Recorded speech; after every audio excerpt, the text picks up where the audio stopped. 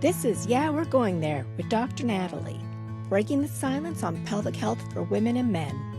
Yeah, we're going there because knowledge drives better health. Hi, Dr. Gonzalez. Thank you so much for joining us today. I have Thank you for having me. obviously some questions. Can you tell our listeners a little bit about yourself that led you to specialize in sexual health? Yeah, so my name is Joshua Gonzalez. I am born and raised in Los Angeles. I'm a urologist, fellowship trained in sexual medicine. So when I was a resident doing my urology rotation or doing my urology program, we sort of are exposed to the various areas, subspecialties within urology. And I was really initially drawn to men's health, which is sort of like male sexual and reproductive health. Most of our experience as it relates to sexual health in residency is solely tied to men. And so when I started looking at fellowships, I applied to all of them. I ended up interviewing with Erwin Goldstein in San Diego. He had at the time the only, I think still, the only fellowship in sexual health that focused on both genders. And so I was mostly attracted to him and the kind of what he was doing in his practice. And so basically bullied him until he accepted me as his fellow, and am so glad that I did, because it exposed me to a lot more than I think the other fellowships would have that primarily focus solely on men. So that's kind of how I ended up here. Totally get it. I've actually read all his books. I've met him in person. He's taken me around his office, and I totally agree. I feel like I've learned so much from that man. So Yeah. again, Yeah, he loves to teach. Yes, Yeah. And he's good at it. He is.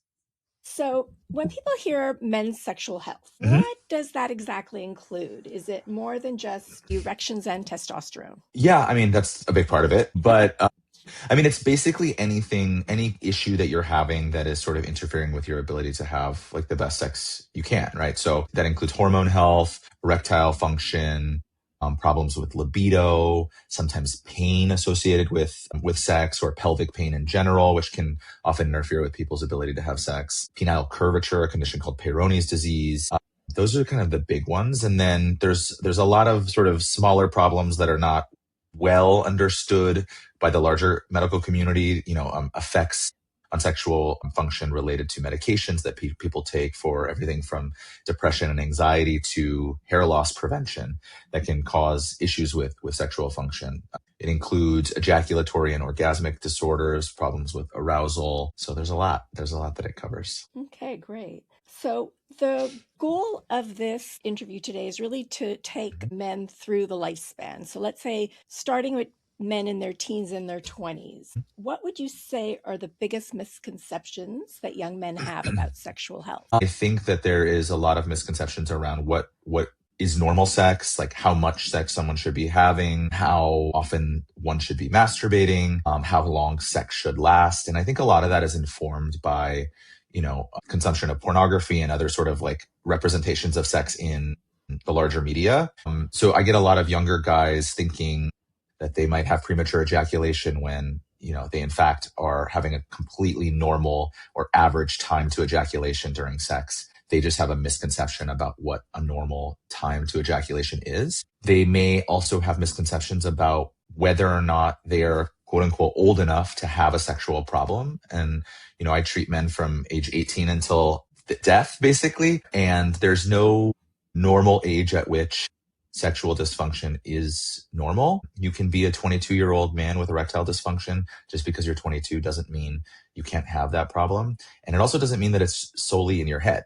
It is more common to have physiological causes of erectile dysfunction as one ages, because obviously there's hormonal factors and vascular factors that play a role there. But I've found, real physiological issues in men younger than you would imagine, who have often been written off as, having this problem all in their head because of their age. So what would be an example of a physiological problem? Like I see patients who have issues because of muscle tension and pelvic pain. Yep. Is that That's a big one?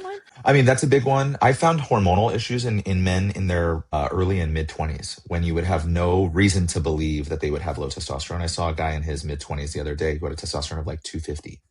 Which is crazy, right? And there's nothing in his history. There's no medication exposure. There's nothing that kind of would indicate that he would have a hormonal issue, but he just started presenting with like sort of problems with energy and low desire and issues with his erections. And you run a simple blood test and find that his testosterone is super Wow, low. that's Yeah. very interesting. There's data looking at global trends in sexual and reproductive health, and we know that testosterone is declining globally in men all around the world. So is sperm count. The incidence of sexual issues like erectile dysfunction is are much more common now than they were, say, 50 years ago. So there's clearly like environmental factors at play here. Otherwise, it wouldn't be true for men around the world. And so I think for those reasons, it's never a good idea to just dismiss someone as being, quote unquote, too young to have a problem like this. Right, right. No, and the people don't, I think, pay enough attention to environmental issues and things they could do in their daily life to help reduce the impact. But you mentioned before pornography, social media. Do you feel that those things are changing young men's expectations about sex? Yeah, I think certainly they are, and I think also like our exposure to pornography occurs so much earlier than it used to.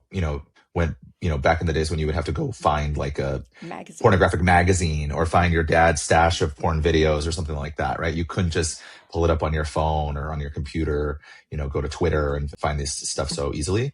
So I definitely think it's having probably a mostly negative impact. And that's not to say that like I am demonizing pornography at all. I think pornography in the right setting, when used in a healthy way, can actually be helpful to someone's sexual health. It can, if you engage in watching that kind of stuff with a partner, it can actually expand how you have sex with another individual. But there are definitely like problems that can come up with it. And I think one of the problems is exposing young men, young women to pornography at such a young age is probably not helpful. Right. No, I agree with you 100%. And let's say, what habits do you feel should be established in early adulthood to protect sexual health later in life? That's a good question. I mean, I think the irony of being a young person is that you do all of the things that are terrible for your health and sexual health, right? Like that's the age when you should be like working out regularly, sleeping 7 to 8 hours, like cutting back on drinking, not smoking cigarettes, but those are all the things that make being young fun, right? Or that's when people are experimenting and sort of doing pretty terrible things to their body. In general, I'm obviously like grossly generalizing, but that's when bad habits are at their highest oftentimes, because people don't think about their health. They're like it's not a priority for them because most young people think they're invincible. But that's really when we should be encouraging people, especially now with new information, knowing that these things are declining at earlier time points. You mean testosterone? Testosterone, yeah. Right. That we should be encouraging people to sort of start making healthy life choices and not waiting until they're 40 to do so. Right. Okay. So that, I'm hoping our listeners hear that. Yeah. And I want to be careful, because I think, going back to the social media thing, is I think there is a growing phenomenon online where young men are feeling inadequate and are experimenting with things like testosterone replacement therapy way earlier than they should be, or using steroids or using peptides and, doing all of these things that could potentially harm their body for the sake of living up to some, masculine ideal. So I would say, if you are feeling like something is off, don't go to social media and listen to someone who may not know what they're talking about. Like, actually talk to a healthcare professional. And, hopefully that person doesn't just write you off and say, oh, you're too young to have a problem like this. Because like I said, it's just as easy as checking a blood test to figure out if someone's having a problem. Right. So, yeah, I mean, I think we just have to be careful, because obviously, like, I think men should seek help if they're having a problem, but I think we have to give them the right resources to seek help from the right places. And also the understanding that they need to advocate for themselves and not allow themselves or the doctor to write them off. Mm-hmm. So, I agree with you. So let's move forward a decade or two. What about men in their 30s and 40s? So at this point, they're typically balancing careers, relationships, family. How would you say stress, lack of sleep affect sexual function? I mean, it's all bad, right? I mean, the thing is like, when we talk to patients about lifestyle factors, right? Like, we tell them to do for optimizing sexual health, it's the same sort of things that your doctor tells you to do to just be healthy in general, right? So this is the decade when people are, like you were saying, focused on their careers, dealing with a lot of stress financially, career-wise, maybe at home, Maybe people are starting to think about starting families or are starting families. So there's a lot on their plate, and you can only tell someone to like reduce stress so much, right? Sometimes we live in a stressful world. Even if you're able to control the stress that you have at home, there's external stressors that all of us experience, right? That feel especially strong, I would say, in the last, decade or so. But I think trying to, despite all of that, practice a little bit of self-care. And maybe it starts with shooting for 7 hours of sleep a night, or trying to make it to the gym 3 days a week, setting realistic goals rather than going from like never working out to like, I'm going to work out 5-6 days a week. That's going to be difficult to do. So I think sort of slowly building a plan with realistic expectations and goals is a good place to start. And what I wish more men knew is that asking for help is not necessarily a function of you not being masculine enough. I think asking for help and doing things to practice self-care and take care of yourself actually allows you to be more of a man and show up for the people in your life, right? Because if you're not taking care of yourself and you're not taking care of your own health, how are you then going to show up as your best self to help the other people in your life and care for the other people in your life? I agree with you 100%. Yeah. So let's say, what medical conditions commonly begin affecting sexual health during the 30 and 40s? I mean, that's when we start to first see declines in testosterone. Yeah, we used to say age 40, there's about a 1% in testosterone per year. So there's kind of a steady decline. That number's kind of getting younger and younger. So now I would say it's probably closer to 35 that we're starting to see sort of like generally declines in testosterone.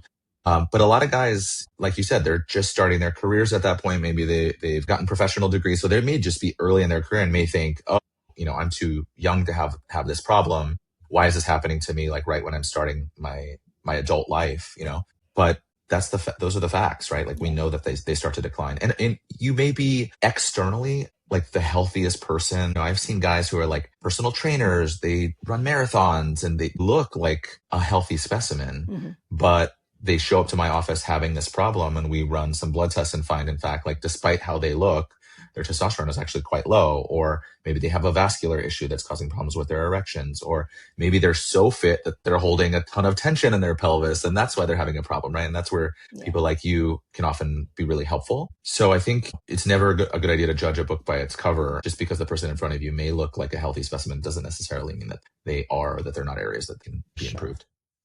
And is testosterone really the answer to fatigue and low libido as it's often advertised? I mean, I think that's a loaded question. I think if you have low testosterone and you have those symptoms, there's plenty of evidence to suggest that those symptoms often get better. I think the issue is that those symptoms are really nonspecific, right?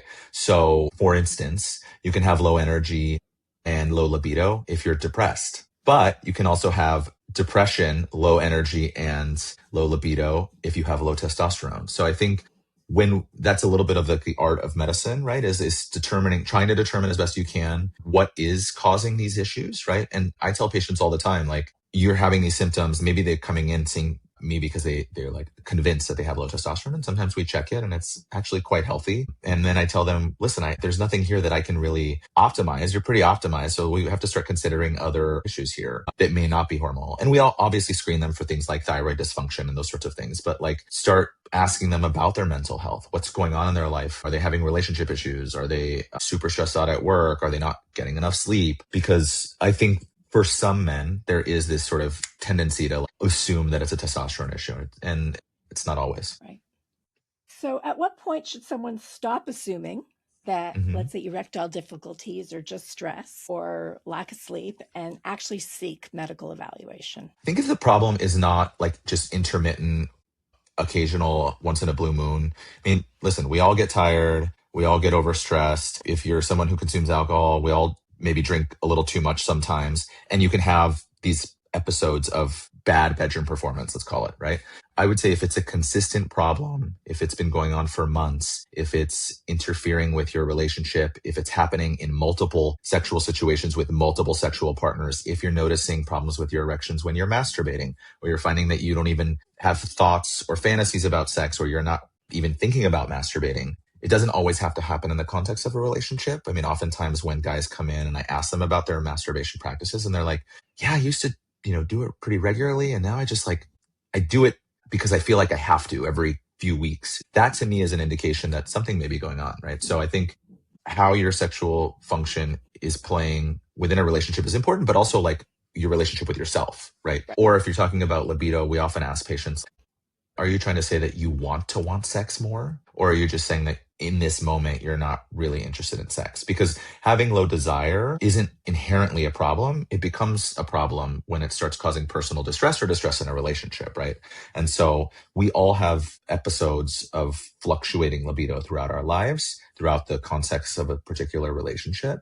But if that person is saying, my libido is low, but I want to want sex more, then to me, that's a problem. And that's when we sort of intervene. Okay, that makes sense. You mentioned earlier medication Mhm. having a potential effect. So we know like antidepressants, for example, can reduce desire and libido. Does Mhm. that ever go away if a person does not want to stop taking antidepressant? Does the problem like correct itself? Is that what you're Yeah, asking? like is it a Not temporary usually. issue? Not usually. So first of all, it doesn't happen to everybody, right? But it is common that people who are on certain antidepressants, especially SSRIs, which are the most commonly prescribed medications for depression and anxiety, to have problems with libido. It often causes ejaculatory delay, so it makes it harder for men to ejaculate an orgasm. It can, in some people, affect their erections.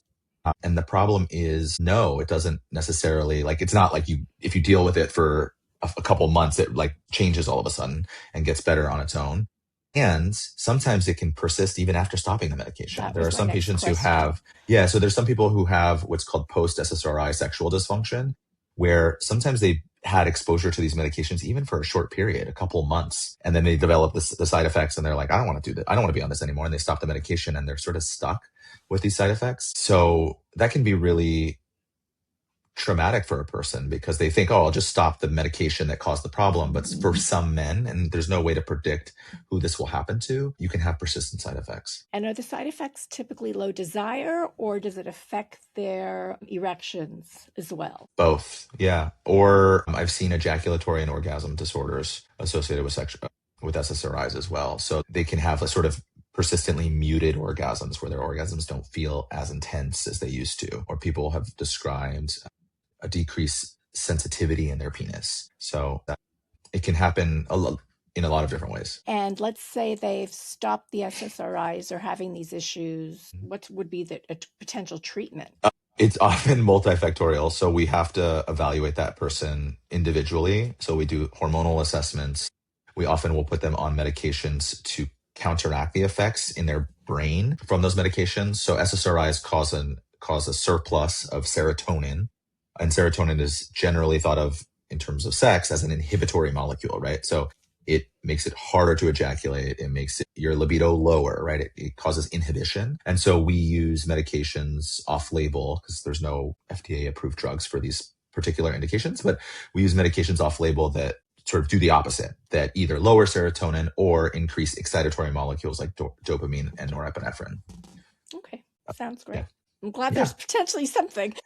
Yeah, there is. It just often takes more than one, and I tell men at the beginning of this process, like what we're going to be doing is off label. A lot of it is experimental. None of it is unsafe, but as long as you're willing to be open and go on this journey together, hopefully there's one thing that fixes it, but oftentimes there's not. It may take multiple things stacked on top of each other to really get you better. Yeah. That was super interesting.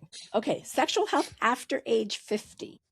hmm What changes are considered a normal part of aging, and what changes should not simply be accepted as getting older? So I'll tell you one thing is that I don't like the word normal when it comes to sexual function. So what I can say, I can tell you is that it is common that as men get older, they will experience more sexual dysfunction. And we have data looking at erectile dysfunction that increases by about 10% with each decade of life. So 30% of men in their 30s, 40% of men in their 40s, 50% of men in their 50s will experience some erectile dysfunction, right? So that number goes up with each decade of life. Does that mean it's normal? Does that mean that you have to accept that? No. There are plenty of men out there. I saw a guy yesterday in his 60s who had a testosterone of 700. So there are men who can age without experiencing these issues. And what I tell patients is that you don't have to reach a certain age and just sort of give up on sex, right? Like it's not as if you have to ride off into the sunset. And I think both men and women are kind of taught this culturally, right? Like if you're a woman after menopause, you're just no longer useful because you can't reproduce anymore. Men feel that, I think, in a different way also. They think that if once they get to a certain age, their penis just stops working the way it used to, and they just got to like hang up the towel. But, there are treatments out there. We know that a lot of the factors that cause sexual dysfunction increase with age. So like hormonal issues, cardiovascular issues, but that doesn't mean that we can't intervene, right? If you have a low thyroid problem, no one would just say like, well, you're over 55, you had a good run, we're just going to let you, pass away. We give people God. thyroid hormone, right? So it's silly that like we don't think of things like testosterone replacement in the same way, right? If you're not making a healthy amount of testosterone and it's causing problems, give that person testosterone. Right. Well, that's actually my biggest pet peeve, treating postmenopausal women who have, who want testosterone. It's not FDA approved. So, Yeah. It's sometimes challenging to get. Yes. But also going back to your dislike of the word normal, I agree. When I have patients who come in with incontinence and go, oh, it's normal. It's because I'm getting older. I'm like, no. It's not normal. It's common. Right. So same thing. Yeah, totally. And then I have patients who are in their 90s who are amazing and are still wanting to have intercourse, and I love it. Yeah. They're out there. They're great. Yeah. So you mentioned cardiovascular health. That was actually going to be my next question. How do cardiovascular health and sexual health relate to one another? I mean, they're intimately related, right? So for our genitals to work from a sexual standpoint, they need blood flow. And this is true for the penis and the clitoris. Both get engorged, both get aroused, and they do so through an influx of blood, right? So when you have problems with your cardiovascular system, one of the first areas to be affected is the genitals, because the blood vessels that supply the penis and the clitoris with blood are tiny, even in comparison to the vessels in our heart, right? So everyone thinks like, thinks of heart attack and stroke as sort of like the first significant problem when it comes to cardiovascular health, but you're actually much more likely to present with erectile dysfunction from a vascular issue than you would with a heart attack or stroke. Because again, the blood vessels are tiny, so it takes a tiny amount of plaque to block that artery and cause problems with erectile dysfunction. And people often refer to ED as sort of like the canary in the coal mine, that if you're a guy in his 40s who's starting to have problems with their erections and it's found that there's vasculogenic factors, that man should probably be referred to a cardiologist to screen for other cardiovascular dysfunction. Yeah, no, that's interesting. I'm sure a lot of people haven't thought of it that way. Yeah. Their first thought is their heart. They don't associate the two. Right. So would increasing your cardiovascular activity help? Yeah. I mean, anything that is going to be good for your heart is going to be good for your sexual function. So regular cardiovascular exercise, eating like a heart healthy diet, right? Getting good sleep. All of those things are going to be good for blood flow. And hormones, there's also a relationship between hormones and blood flow.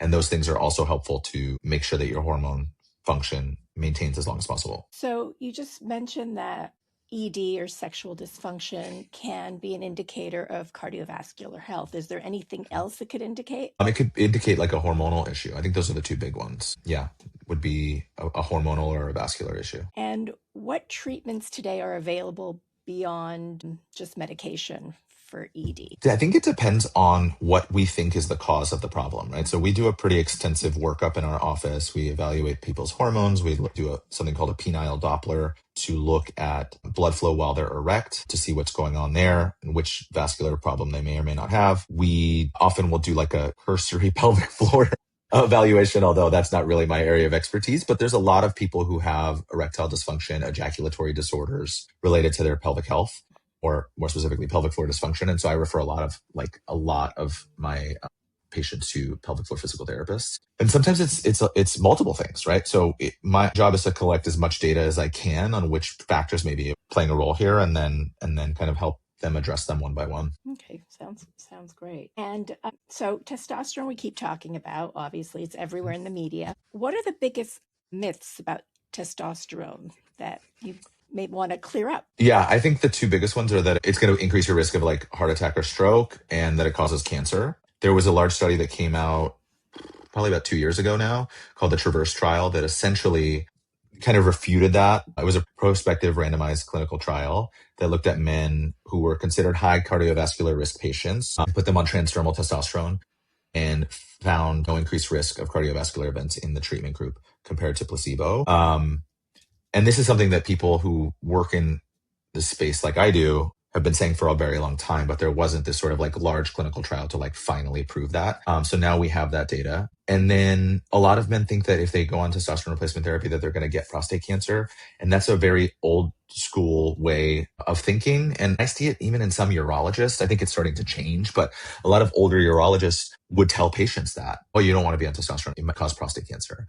And a lot of that is based on the idea that when someone has advanced prostate cancer, we often use medications to suppress their testosterone production. And that led to a lot of people thinking like, oh, testosterone must cause prostate cancer. But we know now that testosterone does not cause prostate cancer in the same way that estrogen does not cause breast cancer. You can't say that like just because one of the treatments for prostate cancer or breast cancer is hormonal suppression, that hormone is responsible for causing the cancer itself. So that study was done on transdermal testosterone. What about young people who want to look really bulked up and inject? So we can't exactly extrapolate from the transdermal study and say that all testosterone doesn't put you at cardiovascular risk. But again, people that work in this space who use normal therapeutic testosterone levels and monitor their patients carefully will tell you that we don't see an increased risk of cardiovascular events. When you can see it is patients that abuse testosterone or are using super physiological doses or combining it and stacking it with anabolic steroids. Right. Those men can be at increased risk for cardiovascular events, but that's a completely different category in my mind than someone who is on a regimented amount of testosterone and being monitored. Again, I want to go back to that thyroid comparison, right? Like if you give someone too much thyroid hormone, they can have a lot of problems, but it's something that is monitored carefully, especially at the beginning. There may be dose adjustments needed, and that's exactly how we treat testosterone. And when done in that way, it's incredibly safe. No, I get you 100%. So who actually benefits from testosterone therapy? Everybody. Yeah. Honestly. Women too. Everybody is what I meant. Anybody with a body. Yeah. Makes testosterone, and all people at some point would likely benefit from testosterone replacement or some treatment to stimulate their body to make more testosterone. So we've been talking mostly about men. Younger men may not be good candidates for testosterone replacement therapy, but there are medications that we can talk to them about that stimulate their body to make more testosterone. Men in midlife or older don't often respond to those stimulation protocols and often do very well on testosterone replacement therapy. Women, I treat younger women who have issues related to birth control use that sometimes require systemic testosterone treatment. We see women in perimenopause and menopause who definitely benefit from testosterone replacement therapy. So yeah, any person could potentially benefit. Yeah. If you could prescribe lifestyle changes instead of medication, what would they be? The basics. Right. So what we would typically prescribe in terms of lifestyle changes would be sleep. I think is probably the one that doesn't get talked about enough. Sleep is incredibly important for allowing our body to sort of reset. It's very helpful for maintaining testosterone production. So 7 to 8 hours of sleep should be the goal. Practicing good sleep hygiene, making sure that you're not like using devices like close to the time of bed, not drinking caffeine late in the day, like all of these sorts of things that can disrupt our sleep. Eating a heart healthy diet. So there's been data that have looked at the Mediterranean diet specifically and its effects on testosterone production. So diet wise, there's not a ton of research on specific diets outside of the Mediterranean diet. So that's typically the one that we talk to patients about. Exercising regularly. And we talked about cardiovascular exercise previously, but you also don't want someone to exclusively do cardiovascular training, right? Resistance training as one gets older, especially, is super important to make sure that you are maintaining muscle mass. And so kind of combining both resistance training and cardiovascular exercise, shooting for like 3 to 4 times a week, I think is important. Doing all the things that your doctor tells you to cut out in general, minimizing alcohol, right? I think depending on the individual, if they're willing to cut out alcohol completely, great. But some people enjoy having a cocktail when they go to dinner, or they like to go to parties and engage in alcohol. And I'm not going to shame anyone for that. But if you're someone who's drinking every night at home, we should talk about maybe cutting back on that. That's not going to be good. It does cause inflammation on top of everything else. Exactly. So. Yeah. And then, if you're, for instance, like smoking cigarettes or a lot of young people are vaping now. We don't have a ton of data on vaping because it's so new, but it's not good for your erections. So, if you're engaging in those behaviors, really trying to cut those out completely or dramatically minimizing them. Okay. Uh-huh. Everybody seems to be on a peptide these days. Mm-hmm. I know it's kind of early to maybe see any side effects from that. I mean, I Mm-hmm. see it in my practice because it causes constipation.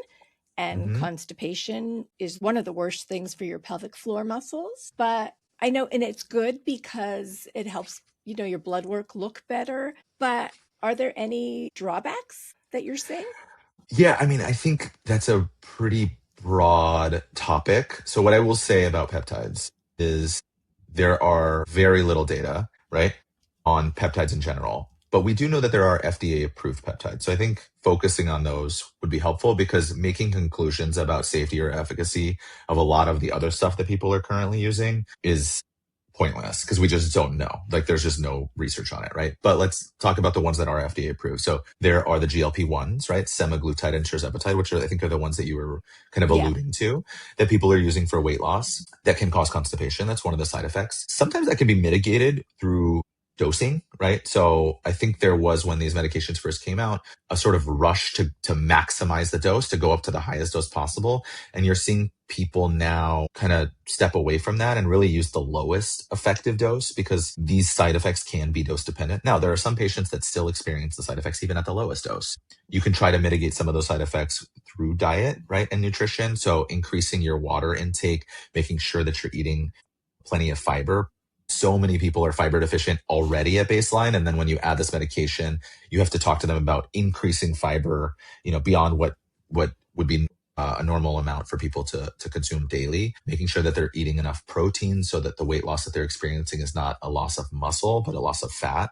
So there's some things that you can do lifestyle wise to try to mitigate the side effects. But like you said, it is a known side effect. But I think also understanding that a lot of these drugs, I'm speaking specifically about the GLP-1s, they are sort of miracle drugs. I mean, we're learning more and more all the time about the effects outside of weight loss, right? So like cardiovascular benefits, improvements in kidney function, possible reductions in dementia risk, all of these things that there's some evidence to suggest that it helps decrease inflammation, right? So maybe helpful for patients with things like endometriosis or other chronic inflammatory states, right? So I don't even think we fully understand Right. the potential of these medications. So I think they're incredibly powerful. And then another FDA approved peptide that we use in our practice is actually for sexual function. There's a medication called Vyleesi, which is an injection that is administered. The sort of street name that people would probably know it by is PT-141. But it's a peptide that is for low desire. And there's a version of it that is FDA approved through the name Vyleesi that is administered on demand. So you inject yourself 45 minutes before sex, and we prescribe it to patients with low desire. And it's actually FDA approved for women specifically with hypoactive sexual desire disorder. So it's one of the few medications that we have that are FDA approved for women, which is funny because sometimes I have male patients who are like, well, that's not fair. Why don't I get it? And I'm like, listen, you have plenty of drugs that are FDA approved for you. It's fine. But we use it off label in men in my practice all the time. And we find that it helps not just with desire, but it can sometimes help with arousal. It can intensify orgasms.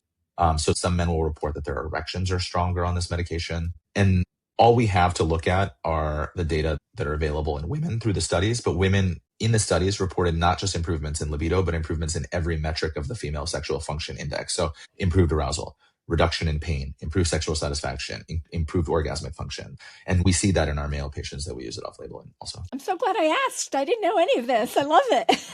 That is amazing. Yeah. Okay, I've supplements. Mm-hmm. Are there supplements that actually work to help, or are they just marketing? Again, that's a hard question to like just give a yes or no. I would say there are some ingredients, some substances that have shown some promise. So zinc is a really important element for testosterone production, sperm function. So zinc, I think, is an important like supplement. Not to say that you need to supplement zinc, but if you're going to like look at the ones that have the best data, zinc is one of them. But a lot of other stuff, the data are mixed, and it's not something that I necessarily recommend to patients because there's just a real lack of evidence for a lot of the stuff that's out there. Do I think it's harmful? In most cases, probably not. And certainly if you find a supplement that is sort of like geared towards men's health, there are some substances that could potentially help, things like, ashwagandha, tongkat ali, tribulus. These are all sort of natural substances that have been looked at. I would just say that the data are sort of mixed, but in most of these cases, there's very few to potential adverse effects. And okay, that's perfect. So let's say any age, doesn't matter what age, are there any warning signs that should not be ignored by men? Warning sign. I mean, I feel like blood in their semen or urine is a Yeah, warning that's a good one. sign. Anything Yeah, else? I don't know. yeah. So I would say, yeah, like those are good points. So blood in the semen, blood in the urine, go see your doctor. Pain with erection, right? We see a lot of patients who ignore pain sometimes. Pain with ejaculation. Any suspected injury, you should probably go to the emergency room. If you're having sex and you hear a pop, a crack, a snap, you notice that you lose your erection, see a lot of bruising or swelling. Like that's not something that you should think will just get better. Right. Because it may not. If you have a real penile fracture, that's something that needs to be repaired surgically on an emergent basis. So if you have an erection that's lasting longer than 4 hours, and this can sometimes happen with men who use injection therapy for erectile dysfunction, that's something that requires emergent evaluation. What else? I think those are the big ones. Like in terms of do not pass go, do not collect $200. See someone as soon as you can. I think the blood in the semen, blood in the ejaculate are less urgent, but probably should be evaluated sooner rather than later. If every man listening scheduled one healthcare appointment a year, what would you hope happened during that visit? Well, I hope the visit would be like an hour, but that's not realistic. So, I mean, I think, yeah.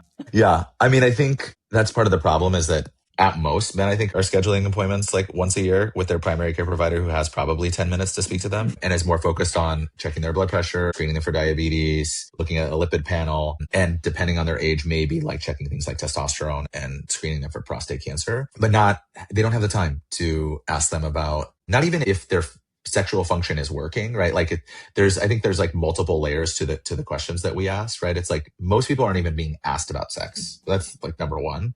And then when they are, it's like, okay, do you have problems with your erections? Yes or no. That's it. They're not asking about ejaculatory function. They're not asking about pleasure, satisfaction, orgasm, right? Like it sort of stops at erections for most conversations if they happen at all. And, I can tell you that most primary care providers and a lot of urologists who are supposed to be men's health specialists either don't have the time or don't have the education or comfort level to have these conversations. I mean, I see it from your urologists all the time where I'm the third or fourth person that they're seeing. And they're like, oh yeah, my urologist never asked me about this. Or I told them, hey, I'm having problems with their erection. Then they're like, oh yeah, well, you're getting up there in age. So even in my field, when a field that's supposed to be sort of geared towards treating men will sometimes not have these conversations. Right. And that's why I think the type of practice that you have is so hugely important. You're giving people a place to go who normally wouldn't know where to go. So for both men and women, obviously. So what's the single most important message you want listeners to remember about maintaining sexual health throughout their life? That there's no cutoff date. There's no expiration date. That you can continue to have sex in a satisfying, pleasurable way for as long as you want to. And that may involve different ways of thinking about sex and what is intimacy and what qualifies as sex. Maybe not even like penetration. Exactly. Right. But even in men who are older, 60s, 70s, 80s, who want to penetrate, right, but can't because they're having erectile dysfunction, I always tell any guy who walks in my office, like one way or another, we're going to get you an erection before we're done here. You just have to be open to whatever I'm going to suggest. So that might be oral medications. It might be injections. It might be in-office treatments to improve your blood flow. It might be penile implant surgery. But if your goal is to get a hard enough erection to penetrate, there's a way to accomplish that. You just have to be willing and open to explore these options. And if someone says, listen, I'm not having penile implant surgery, even if I think that that's their best option, I say, okay, well, what are we willing to do? And we might need to shift our thinking about what is sex, because you may not be able to penetrate without this surgery, but we can definitely get you to a place where you're having satisfying, pleasurable sex. It just may not involve penetration. So where can people learn more about men's sexual health from reliable sources? I mean, they can follow me on social media. I use my platform to educate patients on mostly sexual health. There's a little bit of urological health, but it's mostly focused on sexual health. Yeah, And I you're use TikTok. amazing. I love how you explain everything. It's Oh, awesome. thank you. Yeah. Yeah. So I'm on TikTok and Instagram at Joshua Gonzalez MD. My website is also full of helpful information. Beyond that, there are medical societies focused specifically on sexual health. So Sexual Medicine Society of North America, SMSNA, and the International Society for the Study of Women's Sexual Health, or ISWISH, are both great resources. They have patient facing websites that people can access a lot of information about sexual health. I think those are two additional great resources. Okay. Well, thank you so much for your time. Thank you. Yeah, thank you for having me. Thank you for listening to Yeah, We're Going There with Dr. Natalie. If this conversation helped you feel more informed or less alone, consider subscribing, leaving a review, or sharing the episode. Until next time, yeah, we're going there, because knowledge drives better health.